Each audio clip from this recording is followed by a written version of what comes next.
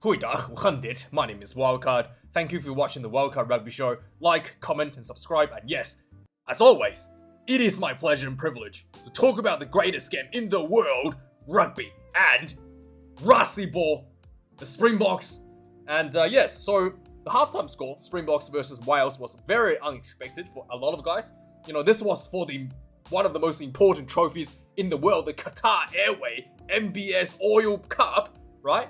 And the halftime score was 14 points to 13. And I think a lot of people was probably pointing fingers at Jordan Hendrickson, Jaden Hendrickson's brother, debuting at the 10 jersey. And he really struggled in the first half. It was almost like watching Eddie Jones putting Carter Gordon at the Rugby World Cup. That level of, discomfort in terms of viewing. So yeah, but I think, we really shouldn't be too harsh on this young guy. He's very talented based on his performance in the second half. And I think that, this is why, a lot of times I see these comments that, oh, why isn't Razzie selecting this guy? He's much better than such and such. One of the biggest examples is, why is Razzie, putting Damien Willems at 10 ahead of Mani the Bok? And here's your answer. Because Rassie Erasmus, when he selects players, he doesn't look for a magician. He doesn't want anybody out there making the ball disappear and then reappear behind someone's ears, right? He's not here to do magic tricks.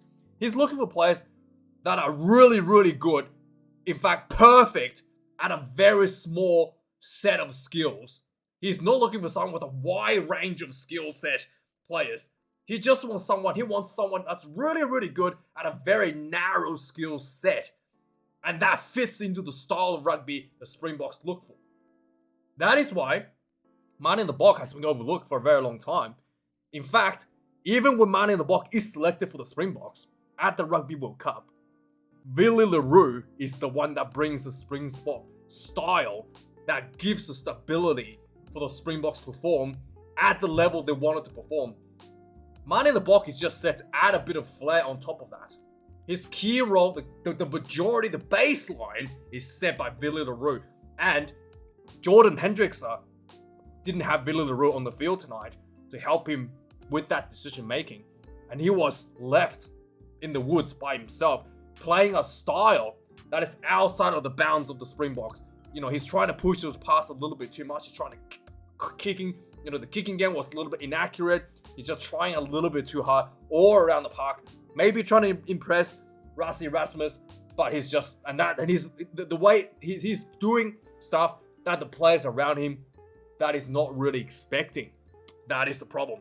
And the second half he came out, really dialed it back down a lot more. And ironically, the whole team's performing a lot better, right? And one of the most telling signs, when Sasha Fangberg Gomez Zulu came onto the field and kicked that 50+ meter goal, that beautiful kick. It was just absolute sublime from 50+. His first kick in the national test match, and Razzie was just smiling and literally like high-fiving everybody in the coaching box, because that's what he looked for. A player with excellent skills in just a few key areas that suits a Springbok style.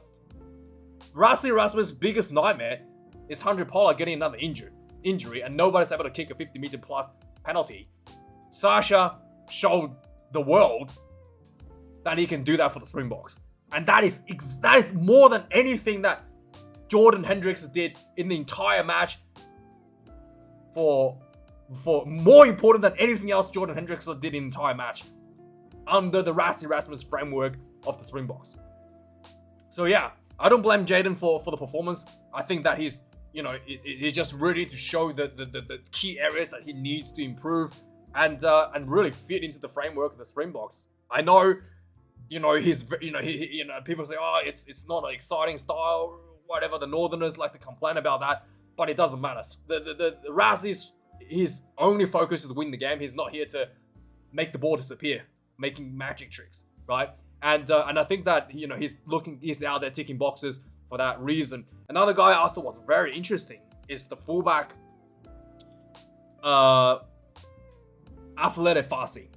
He was so good under the high ball. He was sent off a yellow card. I thought it was a bit rough, pretty normal for a person to try to kick his foot out to balance when he actually got pushed, got kind of like disrupted in the air.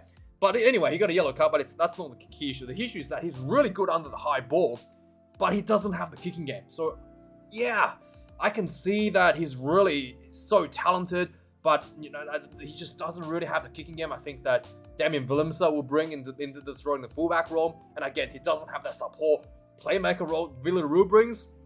So I don't know how Russ is gonna. I think he's probably better suited for winger than the fullback position there. Obviously, there's availability issues for the Springboks for the fullback role, but yeah, that's something that I think Rassi will have to rethink about how to apply his role for the team. And yeah, the outside of that, I thought this, it was really good to see Malcolm Marx back. The scrummaging, yes, we're gonna talk about the scrummaging and the refereeing. Let's start with the scrummaging first. So there's a bit of a difference in interpretation of how the boring in is being interpreted. So willing the scrum, generally speaking, if both sides of scrum, based on the interpretation from last year, maybe before the World Cup, if you go forward one step, maybe 1.5, is sufficient before you can will the scrum and you can get a penalty.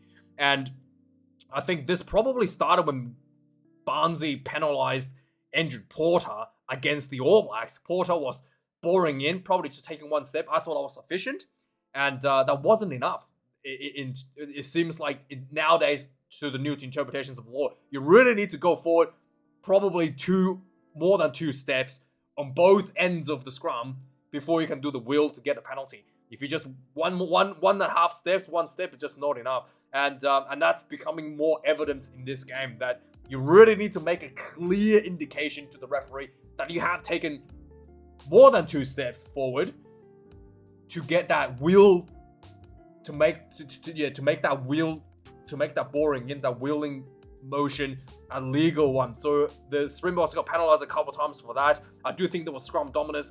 Another issue from the scrum is that it did look like Wales was able to deliberately collapse the scrums whilst under pressure a couple times, and the referee, instead of resetting the scrum, will issue a penalty just when get the ball down and play on. I thought that was a little bit unfair there, and I think that World Rugby, again, if it's just going to be a consistent thing, they're going to change the law just going forward. I see a lot of that in Super Rugby, so if that's going to be the case, then the coaches will have to adjust their strategy accordingly to that as well. And finally, the threshold for yellow cards has obviously been, there seems to be a bigger emphasis on the rugby collusion interpretation of a lot of the incidents out there. So outside of the Alpha Lele Farsi incident where he kicked the full up and almost, I think, kicked Joe Plumtree's son in the face, other than that, there was a head-on-head collision from Bungi Munabi. Only one hand making an attempt to wrap, and then there was another high shot, which I thought should definitely be a yellow card on Frans Malherbe on the neck, and both of those incidences were ruled like rugby collisions and not a yellow card. In fact, I thought that was really weird as well, because in based on the guidelines from the Rugby World Cup, both of those incidents should have been just immediately given a yellow card and have the bunker review. Instead, the referee took like 5 minutes to make the decision that it wasn't a yellow card, which is a clear shift away from the interpretations that is from the Rugby World Cup. So there's definitely going to be a change. So we'll have to see how consistent that's going to be going into the Rugby Championship, going to later in the November Test series. But yeah, I don't know how that's going to pang out. Yeah, I thought that was really kind of weird. I thought both Bungi and I don't know who the Welsh player was. I think it was, yeah. Anyway, I think both players should have been yellow carded and had a TMO review, and then the TMO review would remain yellow for both incidents. But I thought they were both, because both there was changing dynamic in the contact. But I think both should have been off with yellow cards for that. And yeah, really, really bizarre stuff there. And so with that being said, let's have a look at. Yeah, with that being said, let's have a look at the stats of the game. 6 points, 6 tries to 1. Halftime score 14 points to 30. In fact, there was a penalty try at halftime. Sorry, 5 tries to 1. There's always glitches out when there's a penalty try. Yeah, so really the Springboks was looking, really a bit. He really wasn't connecting because Jaden Hendricks was pushing a bit too hard. In fact, there was a point where Wales was down 2 players, So Springboks were playing against 13 that couldn't score a single point, and which really had me worried at halftime quite a bit. If you look at the run meters, just let me refresh and make sure this is correct. Yeah, 507 run meters for the Springboks to only 174 for the Welsh, and the Wales was pretty much under the pump in the second half. 17 turnovers conceded against the Springboks. The breakdown was a bit of a mess. I thought the Wales was able to get away a bit, trapping players in the breakdown, and overall, I really felt like players were able to get their hands into the ruck, despite a ruck being formed. Just let me know how that's been, like, what's going on there. So I actually can't tell you what's going on, because it looked like to me the ruck's been formed. No one should be getting their hands into the rucks, but people were just putting that in there anyway. So who knows, right? 6 missed tackles for the Springboks. Again, world-class defense. 21 missed tackles for the Welsh. 100 out of 115. And lineouts, both teams were having a little bit of issues here and there. Malcolm Marx, obviously coming back from a long injury, was having a bit of lineout issues there with these throws. There was 1 scrum lost against the Welsh, but there was 2 penalties against the Springboks for boring in, making that wheel bit too early. But I think overall, in terms of just pure dominance, the Springboks definitely had that scrum down packed over the Welsh. 15 penalties conceded against Wales, and it was really bad at the beginning of the game. There was 2 yellow cards back to back, 1 for repeated penalty, and so outside of that, there was that was 2 yellow cards early, and that was pretty much it. There was 1 yellow card against Afalele Farsi for sticking his foot up after being bumped in the air a little bit. So yeah, really interesting to see that. There probably should have been 2 extra yellow cards, like I said. But let me know your thoughts on that interpretation, that change interpretation. I just hope it's consistent. We don't want to see, another big test match when a lot is on the line, like the Rugby Championship or the Bledisloe Cup, and then the referee's like, let's go for a TMO review, or even worse, giving out red cards instantly. But anyway, let's go through some of the key points of the game. And 5 tries, like I said, not 6.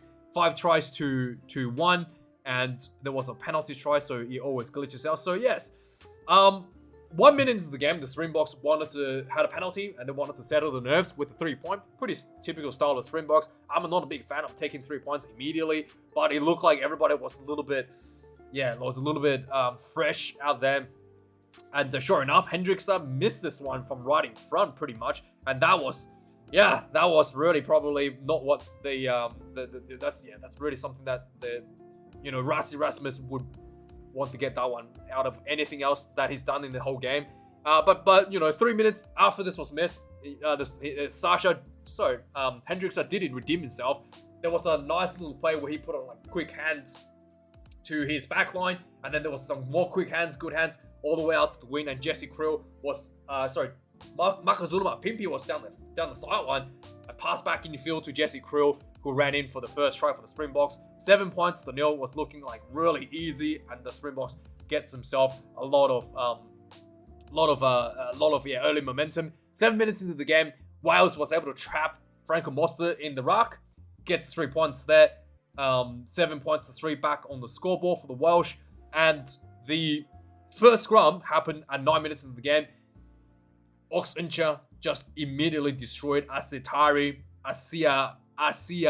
Rati, the tight head prop for the Welsh, and immediately popped him out, got the penalty. 11 minutes into the game, there was the Springboks was running down the sideline.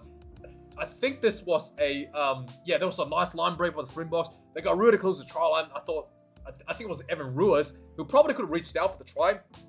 But anyway, there was a quick go, and Rio Dyer made the tackle from an offside position from the quick run. I think it was, it might have been, who was it? I think it might have been Frank Mustard or someone. But yeah, Rio Dyer gets sent off for a yellow card there.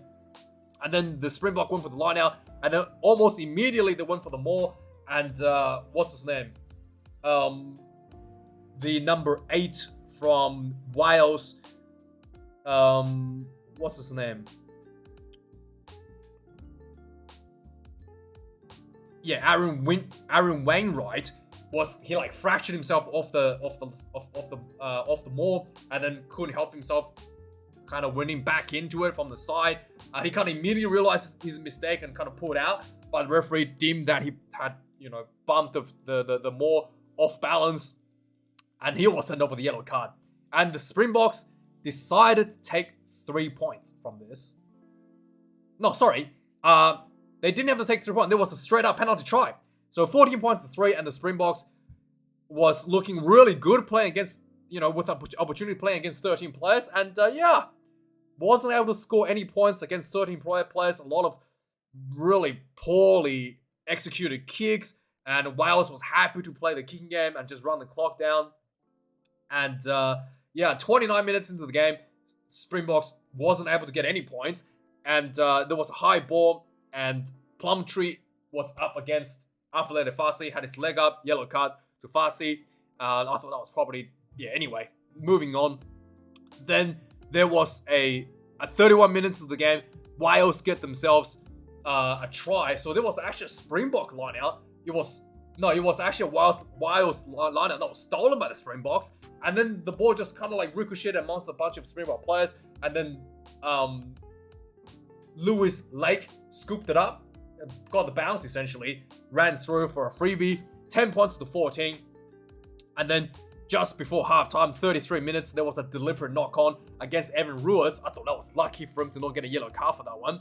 And Wales kicked this one 14 points to 13, and halftime score 14 points to 13. And the Springboks wasn't looking very good at all. Second half, Springboks came out, really put the hammer down a bit more, and it was looking much, much, much better for the team. Immediately from the kickoff, the Springboks got the penalty, and they took a quick Faf de Klerk took a quick tap, just good hands down the sideline. Michael Zulema runs down for the try immediately. 21 points to 13, and suddenly everybody's looking a bit more alert. The Wales again just trying to really play the kicking game, isolating Hendrickson and Fassi at the back line, and just really trying to avoid a lot of the upfront stuff from the Springbok forwards. And but it took the Springboks 48 minutes into the game to get another penalty, and Hendrickson kicked this one through, 24 points to 13. And there was a very poor decision by the referee where where Franz Herbert got hit in the neck. I thought that should have been definitely a TMO review at 52 minutes, but no yellow card, just the rugby incident. So moving on from that, 53 minutes into the game, Evan Ruiz almost scored. He got really close to the try line, and I think he probably should have just laid the ball back. He tried to roll himself over for the try, and he got held up over the try line there. And Evan Ruiz had a really good game this game, just lots of carries, lots of really good runs for the Springboks, really high work rate, which is what the Springboks kind of wanted to look for. The 58 minutes in the game, again, there was a more from Wales, I think it was, and it was clearly held up. And the TMO took ages to look at this, clearly held up try. So I really don't know why they really unnecessarily spending way too much time on this decision. And I know this. I think there's a balance between quick decisions and balance between good decisions, and just some of this is taking too long. 61 minutes, Bongi head on head. I thought he probably should have been yellow card and reviewed and just stayed a yellow, but nah. They're taking really long time to reveal this, to decide that it was just a rugby incident. 64 minutes of the game, Sacha was on the field, and immediately there was a penalty 50 meters out, more than 50 meters out, and he took this one, sailed straight through the middle, beautiful kick, and Rassi was very, very happy with this one. And 68 minutes into the game, the Springboks had a penalty. They decided to not kick 3 points. They went for the line out, they went for the maul, and Bungi Bungnabi just got rammed through by his teammates. 34 points to 13, back with just backs getting in the swing of things, and Wales at this point with really starting to fall apart. And finally, 74 minutes into the game, Ed Wild van der Merwe, long distance cousins of Akker van der Merwe, even longer distance cousins of the lost guy. What's his name? Duhan van der Merwe. right? I don't know. I don't think they're related. But anyway, I don't think Duhan van der Merwe is related to Akka van der Merwe either. But hey, apparently they're related, right? Definitely gonna look into that. Something's wrong there. But anyway, we're moving on. So yeah, Edwiel van der Merwe, he got a nice little short pass from his teammate, and he saw 2 forwards in front of him, just a massive step, and just went straight through the 9 and 10 channel, and under the post, 41 points to 13. And that was it. That was pretty much yeah. And all the way, oh yeah, so one more thing, 78 minutes into the game, there was a kick from the Welsh team into the goal area, and it clearly looked like Jesse Krill deliberately knocked the ball out. I think that should have been a penalty try there. If not a penalty try, at least a yellow card against Jesse Krill. And the referee said that he made an attempt to catch the ball. I mean, even if you make the attempt to catch the ball, you can't. The ball still got knocked out deliberately. I thought that was a decision, bad decision by referee there. But anyway, let me know your thoughts. Lots of changes, lots of stuff to think about, lots to digest for Rassie Rasmus and his team. But yeah, I think that second half was much more promising for the Springboks, and with some of the key players not playing this game. Yeah, let me know how you think this is gonna go with the South African Test Series. And I gotta go watch the Bulls. Go Bulls, right? So, thanks guys for watching. See you later. Danke. Cheers.